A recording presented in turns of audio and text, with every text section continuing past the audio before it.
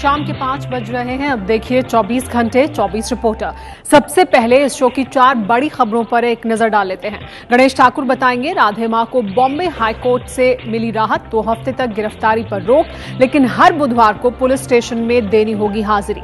अंकित गुप्ता इसके बाद बताएंगे जंतर मंतर पर पूर्व सैनिकों को समर्थन देने पहुंचे राहुल के खिलाफ लगे वापस जाओ के नारे, नेताओं को मंच से नहीं बोलने दिया।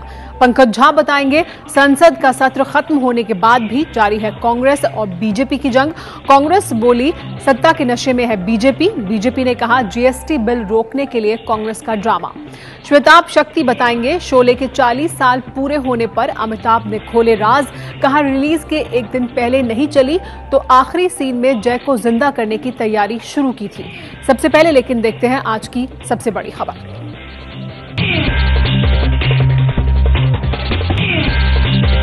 बॉम्बे हाईकोर्ट से राधे मां को मिली राहत, अदालत ने गिरफ्तारी पर 2 हफ्ते की रोक लगाई। बॉम्बे हाईकोर्ट ने स्वघोषित धर्मगुरु राधे मां की अग्रिम जमानत की अर्जी को आज मंजूर कर लिया। हाईकोर्ट ने इसके साथ ही उनकी गिरफ्तारी पर 2 हफ्ते के लिए रोक लगा दी है। मुंबई के डिंडोशी सेशंस कोर्ट ने कल राधे मां की अग्रिम जमानत की अर्जी को खारिज कर दिया था, जिसके बाद ये अटकलें लगाई जा रही थी कि दहेज उत्पीड़न के केस में राधे मां को गिरफ्तार किया जाएगा। लेकिन आज अग्रिम जमानत मंजूर होने के बाद राधे मां के लिए गिरफ्तारी का खतरा फिलहाल टल गया है। मुंबई की एक महिला ने आरोप लगाया कि राधे मां ने उसके ससुराल के लोगों को दहेज के लिए उसका उत्पीड़न करने के लिए उकसाया। मुंबई पुलिस ने इस मामले में मुंबई के कांदिवली पुलिस थाने में 5 अगस्त को केस दर्ज किया है। राधे मां पर दहेज उत्पीड़न के एक केस के अलावा अंधविश्वास फैलाने के कई केस दर्ज हैं। राधे मां पर दहेज उत्पीड़न की धारा 498A के तहत केस दर्ज है। आईपीसी में ये धारा 1983 में महिलाओं पर पति और ससुराल वालों की तरफ से होने वाले अत्याचार रोकने के लिए जोड़ी गई थी।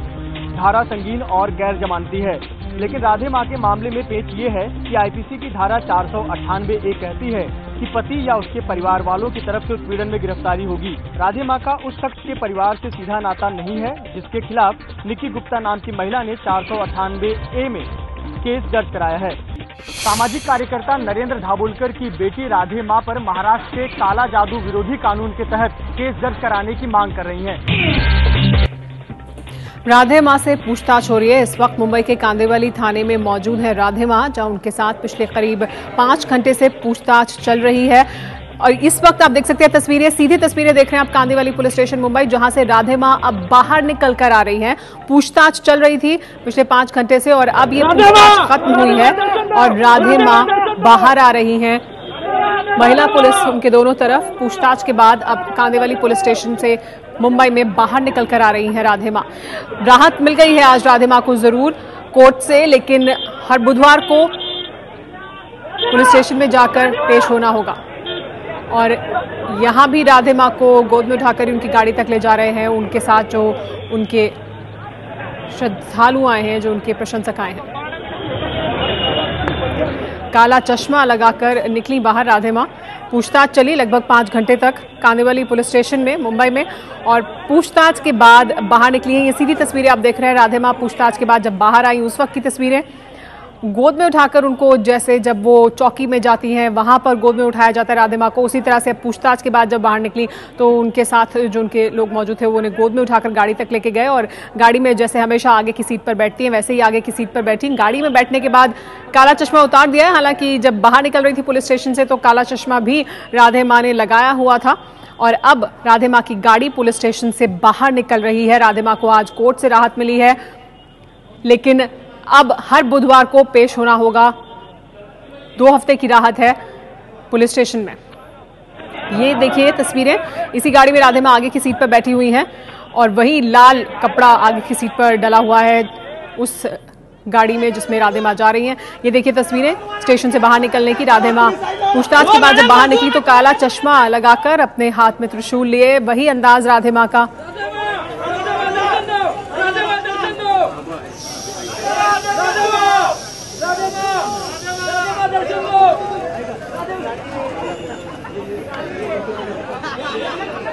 इधर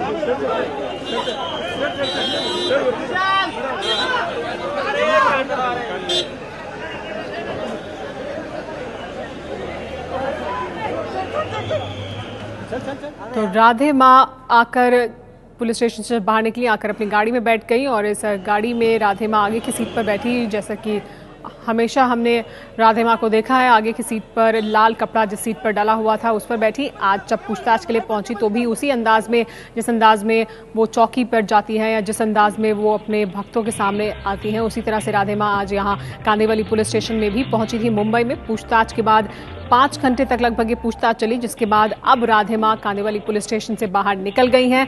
राधे माँ को आज बड़ी राहत मिली कोर्ट से, 2 हफ्ते की जो राहत है वो मिल गई राधे माँ को, लेकिन साथ ही ये शर्त भी है जो राहत मिली है कोर्ट से उसमें कि हर बुधवार को पुलिस स्टेशन में जाकर हाजिरी देनी होगी। तो राधे माँ को फिलहाल गिरफ्तारी से जो राहत है वो मिल चुकी है कोर्ट की तरफ से। ये तस्वीरें उस वक्त की हैं तब जब राधे माँ काला चश्मा लगाकर, लाल लिबास में, हाथ में त्रिशूल लिए कांदिवली पुलिस स्टेशन से लगभग 5 घंटे की पूछताछ के बाद बाहर निकली। राधे माँ पर जो मामला दर्ज किया गया उनके खिलाफ वो है दहेज उत्पीड़न का मामला, और उसके तहत ही राधे माँ से पूछताछ की जा रही है। हालांकि अब देखना ये होगा और पुलिस इसके बारे में और जानकारी देगी। हमारे साथ गणेश ठाकुर जुड़ गए हैं। गणेश, हमने देखा राधे माँ बहुत लंबी पूछताछ चली है, जिसके बाद बाहर निकल कर आई कांदिवली पुलिस स्टेशन से अपने उसी अंदाज में जिसमें हमेशा दिखाई देती हैं, काला चश्मा लगाए हुए। क्या ये जो पूछताछ का सिलसिला है अभी और चलेगा आगे, मतलब कल या इसके बाद भी? जी देखिए, राधे माँ को अब जो हाईकोर्ट ने आदेश दिया उसके मुताबिक दो बुधवार जो है 2 हफ्ते के अंदर 2 बुधवार को पुलिस के सामने आ रहा है। लेकिन पुलिस अब इनसे पूछताछ इस मामले में शायद नहीं करने वाली है, क्योंकि आज जो करीब 4.5 घंटे तक पूछताछ चली है उस पूछताछ में कई सारे सवाल राधे माँ को पूछे गए हैं।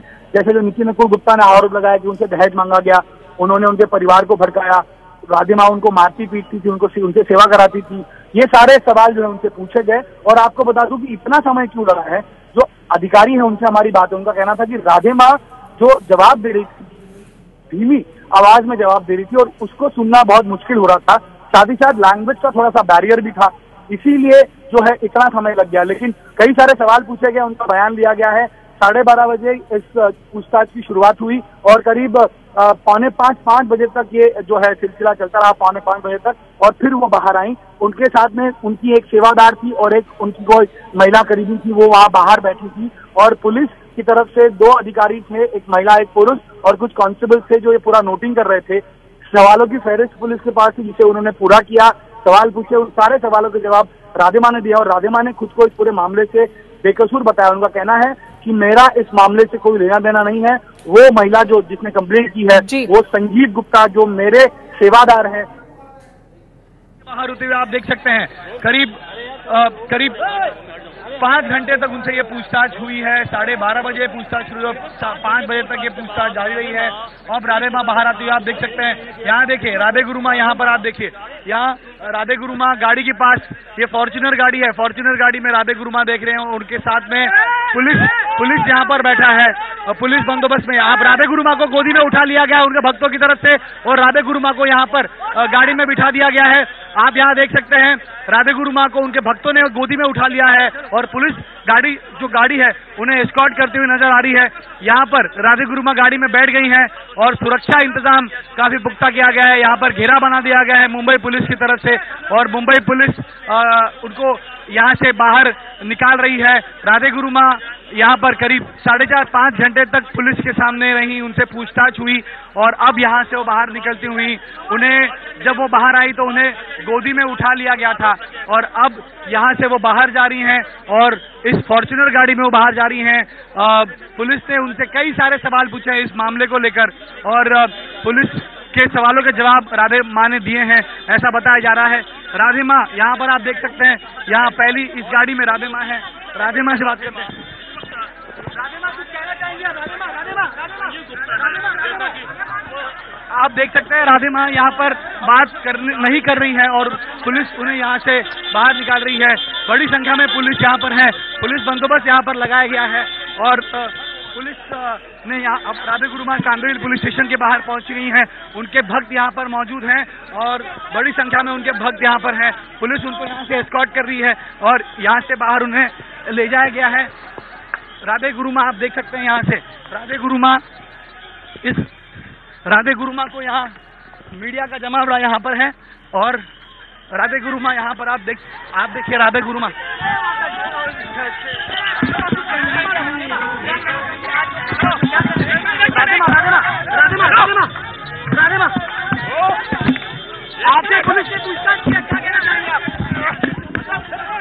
देखिए पुलिस इनको यहाँ से, पुलिस सिक्योरिटी में यहाँ पर राधेमा यहाँ से गई है और आप देख सकते हैं पुलिस जो बंदोबस्त है, पुलिस ने भी उनसे बातचीत करने नहीं दी है और यहाँ पुलिस अब उनको एस्कॉर्ट करते हुए करीब 4.5 घंटे तक राधेमा यहाँ पुलिस के सामने थी और पुलिस के सवालों के जवाब उन्होंने दिए हैं। कैमरामैन प्रमोद यादव के साथ गणेश ठाकुर, एबीपी न्यूज, मुंबई। तो लगभग 4.5 घंटे तक पूछताछ चली और जैसा कि गणेश ठाकुर ने पहले भी बताया कि ये पूछताछ इस वजह से लंबी चली है, जो जानकारी मिल रही है कि राधेमा से जब सवाल पूछे जा रहे थे तो वो बहुत धीमी आवाज में बहुत हल्के बोल रही थी, इस वजह से इतना समय लग गया। जो एक लंबी फहरिस्त सवालों की तैयार थी पुलिस की तरफ से उन सवालों को पूरा करने में, क्योंकि ये इससे पहले भी हमेशा होता रहा कि राधेमा जब भक्तों को दर्शन देती हैं तब भी राधेमा बोलती नहीं है बिल्कुल भी, और कभी अगर बोलती हैं तो बहुत धीमे बोलती हैं। इसी वजह से वही आज उनका जो रुख था वो पूछताछ के दौरान भी था, जिसकी वजह से 4.5 घंटे लग गए जो सवाल पुलिस के थे उन सवालों को पूछने के लिए। 24 घंटे 24 रिपोर्टर में आगे बढ़ने से पहले एक नजर अभी तक की 3 बड़ी खबरों पर। राधेमा की गिरफ्तारी पर 2 हफ्ते की रोक, राधेमा से 5 घंटे तक चली पूछताछ और राधेमा पर लगा है दहेज उत्पीड़न का आरोप। संसद सत्र खत्म होने के बाद भी जारी है कांग्रेस और विपक्ष की जुबानी जंग। बीजेपी ने कहा कांग्रेस ने देश का विकास रोकने के लिए संसद के कामकाज में रुकावट डाली। सुषमा जी के खिलाफ एक गुब्बारा तैयार किया लेकिन वो गुब्बारा फट गया। मध्य प्रदेश, राजस्थान, इनके विषय लाने की भी कोशिश की, वो भी असफल रहे।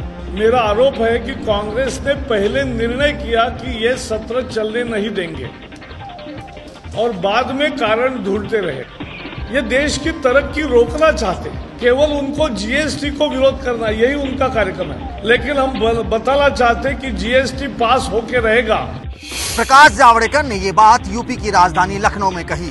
बीजेपी के नेताओं और मंत्रियों ने इसी तरीके से देश के तमाम राज्यों की राजधानियों में प्रेस कॉन्फ्रेंस करके कांग्रेस पर हमले किए। बीजेपी के हमले पर कांग्रेस का पलटवार। पूछा कांग्रेस पर जीएसटी बिल को रोकने का आरोप लगाने वाली बीजेपी ने खुद विपक्ष में रहते हुए क्या किया था। पिछले 10 साल यूपीए के गवर्नमेंट इंश्योरेंस बिल का किसने विरोध किया, जीएसटी का किसने विरोध किया? आज उनको याद आ गया। वो लोग आज जो कहते हैं कि कांग्रेस डिसरप्शन कर रही है, या 7 साल विरोध कर रहे थे, कब कहां थे वो उद्योगपति? कब कि उन्होंने एक चिट्ठी क्यों नहीं लिखी? कांग्रेस महासचिव दिग्विजय सिंह ने ट्विटर पर लिखा, मोदी कांग्रेस पर इमरजेंसी जैसे हालात पैदा करने का आरोप लगा रहे हैं। ये बिल्कुल बेतुकी बात है। क्या 44 सांसदों वाली कांग्रेस इमरजेंसी लगा सकती है? वो खुद ऐसा करने की भूमिका बना रहे हैं। मोदी जी, बीजेपी देश को नहीं बचा रही है, वो देश को बेचने वालों को बचा रही है, काले धन के कारोबारियों को बचा रही है। आपकी विश्वसनीयता गिर रही है। कांग्रेस ने यह आरोप भी लगाया कि मोदी सरकार सत्ता के नशे में इस कदर चूर है कि विपक्ष के साथ संसद के अंदर या संसद के बाहर किसी भी मसले पर विचार विमर्श को राजी नहीं है। रुपए की लगातार गिरती कीमत को लेकर कांग्रेस ने प्रधानमंत्री नरेंद्र मोदी पर सीधा हमला बोला है। कांग्रेस नेता और पूर्व सूचना प्रसारण मंत्री मनीष तिवारी ने कहा है कि रुपया प्रधानमंत्री जी की उम्र के साथ होड़ में लगा है। इस सरकार के कार्यकाल में रुपए ने अपना मूल्य खो दिया है। अब सर सवाल ये है कि क्या रुपए की गिरावट तेजी से बढ़ेगी कि प्रधानमंत्री की उम्र तेजी से बढ़ेगी? क्योंकि अभी तो ऐसा लगता है कि रुपया प्रधानमंत्री की उम्र से बराबरी कर रहा लगता है। डॉलर के मुकाबले रुपया लगातार गिर रहा है और अब ये 65 रुपए के भी ऊपर पहुंच गया है। दिल्ली के जंतर मंतर पर 1 रैंक 1 पेंशन की मांग को लेकर धरना दे रहे पूर्व सैनिकों को आज सुबह दिल्ली पुलिस ने खदेड़ा, लेकिन थोड़ी देर बाद दे दी धरना जारी रखने की अनुमति। दिल्ली के जंतर मंतर की ये तस्वीरें उस वक्त की हैं जब दिल्ली पुलिस और सीआरपीएफ के जवान 1 रैंक 1 पेंशन की मांग को लेकर धरना दे रहे पूर्व सैनिकों को हटाने पहुंचे। पूर्व सैनिकों ने इस कार्रवाई पर कड़ी नाराजगी जाहिर की, लेकिन उन्हें जबरन हटा दिया गया। ये कार्रवाई स्वतंत्रता दिवस पर जंतर मंतर को खाली कराने के लिए की गई थी, जिसे लेकर सैनिकों में भारी गुस्सा देखने को मिला। हम पिछले 61 दिन से जंतर मंतर पर ex serviceman relay hunger strike पे बैठे हुए हैं। अभी ऑल ऑफ अ सडन ये 14 तारीख को आके आधा घंटा पहले आके चीजें मूव करने लग जाए, ये कहाँ लिखा हुआ है? हम इस मंच से यहाँ से हिलेंगे नहीं, हम यहाँ पर मर जाएंगे। अगर ये गवर्नमेंट सोचती है कि यहाँ से फौजी उठ के चले जाएंगे, हम यहाँ से फौजी उठ के नहीं जाएंगे। ये खाकी ड्रेस वाले आज हमें सबक सिखा रहे हैं, हम इनको सबक सिखा के दिखाएंगे आगे। सवाल यह है कि अगर धरना जारी रखने की इजाजत देने की गुंजाइश थी तो फिर जान दांव पर लगाकर देश की रक्षा करने वाले पूर्व सैनिकों के साथ इस तरह का अपमानजनक व्यवहार क्यों किया गया। दिल्ली के सीएम अरविंद केजरीवाल ने पूर्व सैनिकों को जंतर मंतर से खदेड़ने के लिए हुई पुलिसिया कार्रवाई पर कड़ी नाराजगी जाहिर की है। केजरीवाल ने कहा है कि सरकार अगर अपनी ही जनता से डरने लगे तो समझिए उसकी उल्टी गिनती शुरू हो चुकी है। दिल्ली के मुख्यमंत्री अरविंद केजरीवाल ने ट्विटर पर लिखा है, पूर्व सैनिकों को जबरदस्ती जंतर मंतर से बाहर फेंका जा रहा है। अजीब स्थिति है, कल तक वो हमारी रक्षा करते थे, अब वो स्वतंत्रता दिवस पर सुरक्षा के लिए खतरा बन गए। जिन हुक्मरानों को अपनी जनता से डर लगने लगे और जनता से बचने के लिए पुलिस का सहारा लेना पड़े तो समझो उन हुक्मरानों के शासन की उल्टी गिनती शुरू। पहली चीज तो यही दुख की बात थी कि हमारे पूर्व फौजियों को वहाँ पे इतने दिनों तक संघर्ष करना पड़े। 1 रैंक 1 पेंशन तो सारी पार्टियां कह रही थी हम करेंगे, अब सत्ता में आने के बाद उनको लागू करना चाहिए था, पर चलो वो लागू नहीं कर रहे, संघर्ष कर रहे थे ये लोग, इनके ऊपर इस तरह से तो नहीं करना चाहिए, तो इसकी हम घोर निंदा करते हैं। केजरीवाल ने प्रधानमंत्री मोदी से अपील की है कि वो पूर्व सैनिकों की 1 रैंक 1 पेंशन की मांग को मंजूर करें और कल ही लाल किले से इसका ऐलान करें। दिल्ली के जंतर मंतर पर 1 रैंक 1 पेंशन की मांग को लेकर अनशन पर बैठे पूर्व सैनिकों से मिलने पहुंचे कांग्रेस उपाध्यक्ष राहुल गांधी। राहुल गांधी ने सैनिकों से मिलकर कहा कि वो भी 1 रैंक 1 पेंशन का समर्थन करते हैं। दोपहर करीब 2 बजे कांग्रेस उपाध्यक्ष राहुल गांधी पहुंचे दिल्ली के जंतर मंतर पर 1 रैंक 1 पेंशन की मांग को लेकर प्रदर्शन कर रहे और अनशन पर बैठे पूर्व सैनिकों से मिलने। राहुल गांधी जिस दौरान यहां पहुंचे तो उनको लेकर के कुछ विरोध के स्वर भी सुनाई पड़े। कुछ लोग इस बात को लेकर नाराज थे कि पिछले 60 दिनों के दौरान राहुल गांधी यहां क्यों नहीं आए और अब क्यों इस मुद्दे पर राजनीतिकरण कर रहे हैं। हालांकि एक तबका ऐसा भी था जिसने राहुल गांधी का यहां स्वागत किया, उनकी करीबन 5 से 7 मिनट तक बात सुनी और उन लोगों से बातचीत करने के बाद राहुल गांधी जंतर मंतर से रवाना हो गए।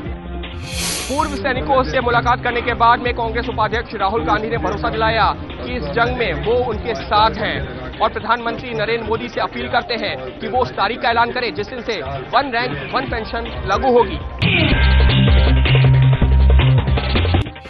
हिंदी सिनेमा के इतिहास की सबसे कामयाब फिल्मों में शामिल शोले ने पूरे किए 40 साल। शोले के जय यानी अमिताभ बच्चन ने इस मौके पर प्रेस कॉन्फ्रेंस करके शोले से जुड़ी यादों को साझा किया। एक सीक्वेंस में जहां हम एक्शन कर रहे थे वो ब्रिज के ऊपर अमजद भाई और मैं, और कुछ एक्शन हुआ और कुछ अच्छा सा हुआ एक्शन, कोई गिर गया, कोई फट गया, कोई बम फट गया, ये हो गया। तो मुझे आज भी याद है अमजद भाई ने कहा था शॉटी यार क्या फिल्म बन रही है। हमारी जो पहली संतान श्वेता, हमारी जो बेटी है, उसका भी योगदान है शोले में। वो हिडन टैलेंट है क्योंकि जया जी तो थी वो गर्भ से थी, और वो जो दृश्य है जहां मैं उनको चाबी लौटाने जाता हूं वो दृश्य तभी का है जब वो गर्भ से थी श्वेता के साथ। तो मैं श्वेता को कहता हूं कि आपने भी शोले में काम किया हुआ है। अमिताभ बच्चन ने कल अपने ब्लॉग में लिखा था कि शोले के क्लाइमेक्स में जय के मरने से पूरी यूनिट निराश थी और जय को जिंदा रखने के लिए फिर से दोबारा शूटिंग होने वाली थी, लेकिन आखिरकार ऐसा नहीं हो पाया।